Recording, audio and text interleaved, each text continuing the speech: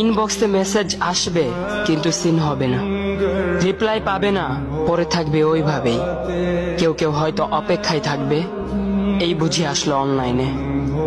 আবার কেউ কেউ হয়তো টেরও পাবে না, কেউ একজন নেই, কেউ একজন হারিয়ে গেছে। হঠাৎ একটা সময় কারোর হয়তো মনে পড়বে, কে জানি আর নেই।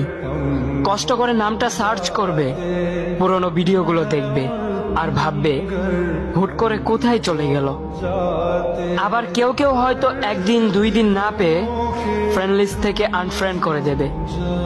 যখন আমি থাকবো না তখন আমার স্মৃতি কারোর মনে পড়বে, হয়তো পড়বে আবার হয়তো পড়বে না। তবে হারাতে হবে, হারাতে হয়, হারিয়ে যাওয়াই নিয়ম। পার্থক্য একটাই, কেউ আয়োজন করে হারায় আর কেউ হুট করে হারায়। আমি না হয় হুট করে হারিয়ে যাব।